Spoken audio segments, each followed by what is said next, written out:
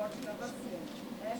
Saiu a portaria ministerial ontem, o governo federal divulgou, e lá fica claro, né, que a Anvisa pede o apoio das vigilâncias locais para ajudar nessa fiscalização do possível quarentena aí de 5 dias.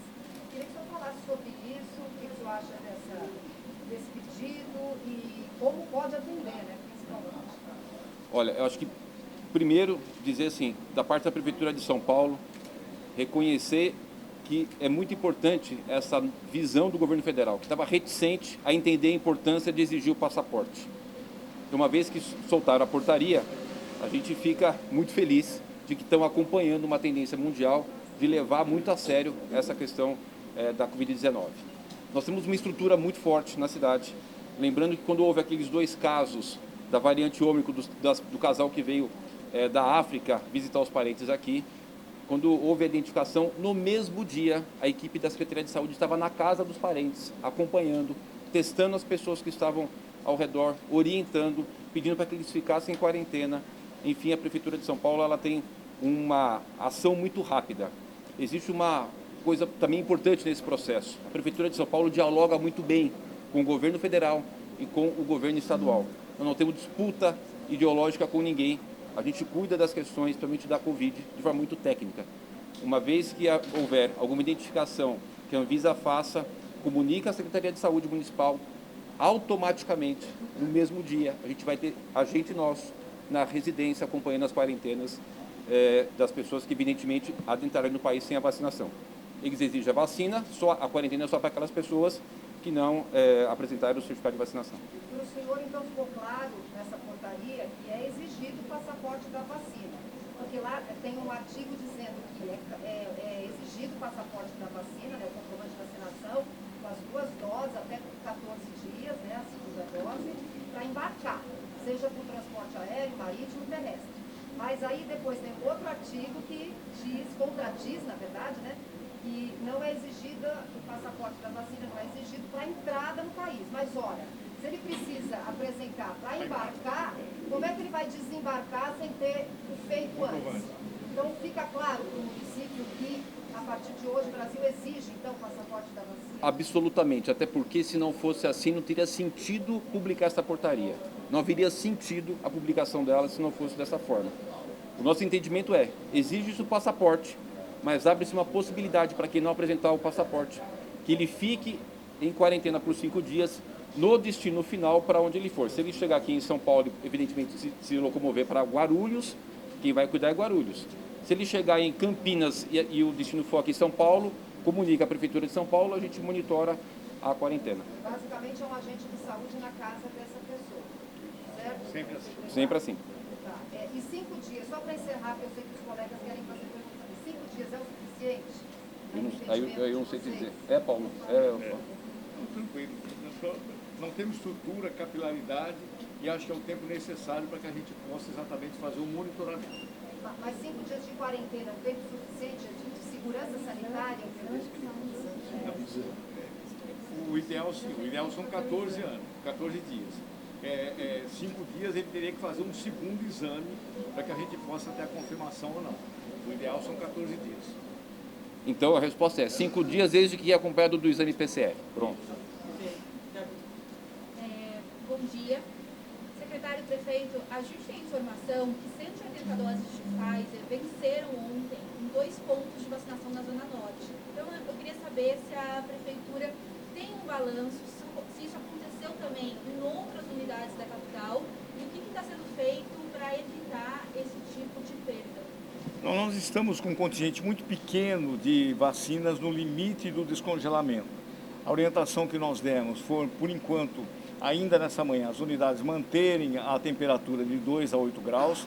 Todas elas estão sendo recolhidas aos nossos depósitos, aos pares nossos, e nós estamos aguardando a orientação da Secretaria Estadual no procedimento seguinte. Mas é uma quantidade muito pequena.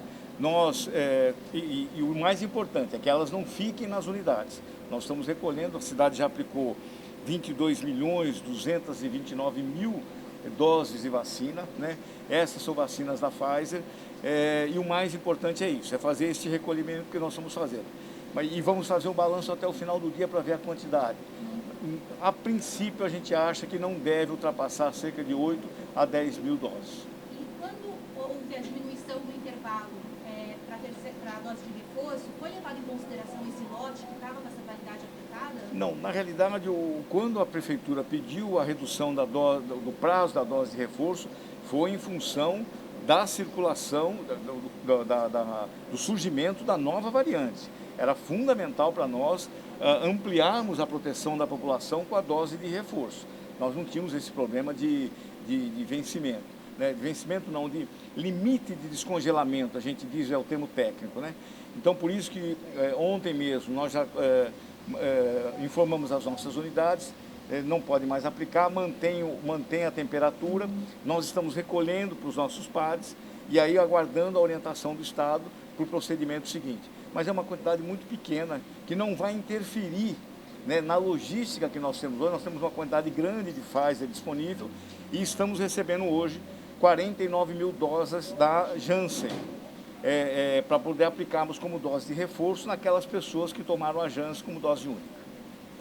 Tá. Quanto tempo, Hoje tem 727 mil. essas 8, 10 mil doses, perto do limite de vencer, quanto tempo? Não é agora, é entre ontem e hoje que é o vencimento dela, que é o vencimento do descongelamento, né? Então o mais importante, essas doses não ficarem nas unidades. E é isso que nós já demos a orientação.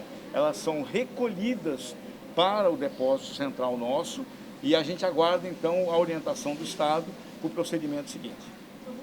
Tá? Prefeito, posso fazer outra pergunta? Não é de saúde, sobre a situação das merendeiras, né? O contrato, teve uma troca de contrato, que fica a questão trabalhista delas e também se isso afeta as escolas. Tem escola fechada por causa disso? Não tem escola fechada com relação a isso, não.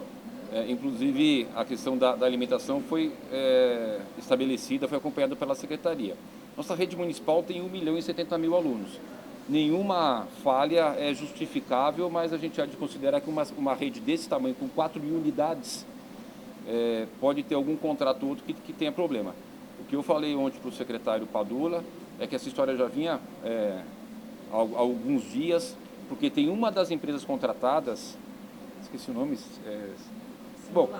Singular, que ela não pagou aos seus funcionários, né? Então não é funcionário da prefeitura, é de uma terceirizada. E eu pedi para o secretário ontem para poder fazer o cancelamento dessa empresa, do contrato, e chamar a segunda colocada, a terceira colocada do processo de licitação que teve. A gente lamenta, eu lamento, mas posso dizer que eu estou muito em cima e fiquei muito bravo com essa situação, porque já era para ter sido resolvido, porque isso já vem há algumas semanas, essa história, e eles ficaram ali tentando contornar e pedir que a empresa fizesse a regularização do pagamento dos seus funcionários. Não tem nada a ver com relação aos direitos trabalhistas com a prefeitura, como eu disse, é uma empresa terceirizada, e o que compete agora é a prefeitura chamar a segunda colocada e colocar o serviço em dia para atender a população.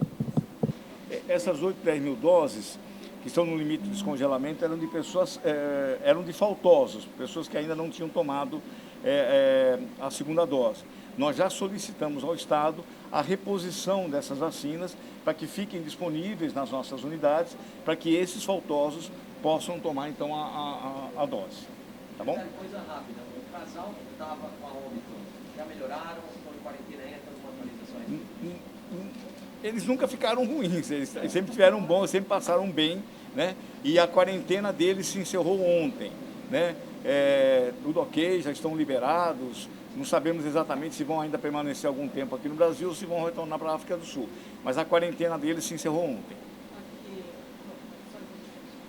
Prefeito Fábio Pescarini, da Folha, tem até uma imagem no telão ali para a gente não esquecer, né, do Samboada no Carnaval. As cidades, ontem as cidades do ABC, na terça-feira, as cidades do ABC confirmaram que não vão ter carnaval, outras cidades aqui no entorno da capital não vão ter carnaval. A cidade de São Paulo não pode ficar isolada nessa decisão de manter o carnaval, ou o senhor pode mudar de ideia? Ô Fábio, antes de te responder, eu queria te dar um dado. O carnaval para a cidade de São Paulo ele representa um movimento financeiro de 2,7 bilhões de reais e a geração de 20 mil empregos. A gente continua na mesma linha de seguir o que a Secretaria de Saúde definir. Não estou minimamente preocupado com o que as cidades do entorno da ABC decidiram, não é isso que vai nos influenciar. O que vai nos influenciar é a questão da segurança sanitária da população. Até porque as cidades vizinhas, elas não têm histórico de carnaval, né? Eu conversei, por exemplo, com o prefeito Orlando Morando, nunca teve nada de carnaval. O que ele tinha é um patrocínio da prefeitura, alguns blocos, alguma coisa assim, que ele não vai fazer esse patrocínio, mas nunca teve uma movimentação de carnaval grande como tem aqui na cidade de São Paulo. Nós temos o grupo de trabalho que o prefeito João Campos sugeriu que fosse constituído, que está sendo feito entre Recife, Salvador, Rio de Janeiro e São Paulo. Nós estamos com a nossa equipe discutindo essas questões técnicas com relação a essa situação. Ontem ainda encontrei o prefeito de Salvador lá em Brasília, na reunião da Frente Nacional de Prefeitos, na audiência junto com o presidente do Senado, Rodrigo Pacheco. A gente continua fazendo esse trabalho de troca de informações conjunta, que evidentemente a gente pode trocar algum protocolo, algumas ideias, mas a cidade de São Paulo, ela continua naquela linha, como eu já vinha falando para vocês desde o começo, não muda. Nós achamos que o presente momento, para tomar uma decisão, seria prematuro, porque a gente não tem ainda os dados, como é que estará se comportando a Covid em final de fevereiro, começo de março. Se a saúde me falar, como falou do Réveillon, que era para cancelar, eu vou cancelar. Se a saúde me der o ok para fazer, eu farei, porque eu também tenho um outro compromisso. Eu acabei de citar aqui algumas questões com vocês, a questão do emprego, a questão da renda das pessoas, a questão da retomada econômica, que também é um grande desafio e que eu preciso pensar nesse item, desde que não coloque em risco a questão sanitária por conta da Covid. Então, no momento apropriado,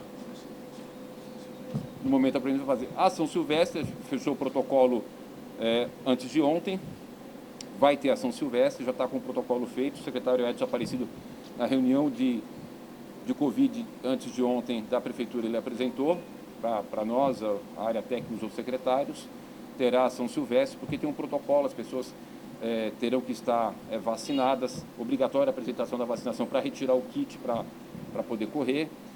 Eu não vou antecipar e também não vou atrasar. Acho que tudo tem o seu momento. A gente tem momentos para poder colocar esse assunto e eu estou indo no time de duas coisas em conjunto. Primeiro, o que a saúde me determina. Segundo, nessa visão que eu preciso, vocês têm que entender, uma cidade desse tamanho, com tanto desempregado, tanto morador em situação de rua, eu preciso também ter um olhar. Eu não poderia ser irresponsável de cancelar para poder sair lead em jornal e a gente deixar de gerar 20 mil empregos e um movimento financeiro de 2,7 bilhões para a cidade. Prefeito, só completando a pergunta do colega, se cogita, por exemplo, para realizar o carnaval apenas no Sambódromo, porque seria equivalente a um estádio de futebol. Você tem entrada controlada, pode exigir comprovante de vacina, e se cancelar, por exemplo, de rua, que é mais difícil de manter o controle, se cogita essa possibilidade de ter só o Sambódromo e não rua? Nós não falamos isso em reunião, pode ser uma ideia que você está me dando agora, a gente pode colocar. Vocês discutiram alguma coisa sobre isso? Não. Não foi discutido. Carnaval, do ponto de vista de ter ou não ter, qual que é hoje? A gente não tem a confirmação de sempre que terá, como também não temos que será cancelado. Não é tema das nossas reuniões do Carnaval. A não ser esse grupo que está trabalhando com o prefeito João Campos, que deu essa iniciativa, a Prefeitura de São Paulo convidada não ia deixar de participar, que eles estão discutindo os temas lá. Como eu disse aqui, Recife, Salvador, Rio de Janeiro e São Paulo. E nós estamos monitorando, eu acabei de dar uma informação aqui importante, a gente está fazendo esse sequenciamento genômico semanal, acompanhando. Então, os dados que a gente vai tendo, que a saúde vai colhendo e tabulando e colocando, nos deixa com muita tranquilidade para tomar a decisão no momento certo, né?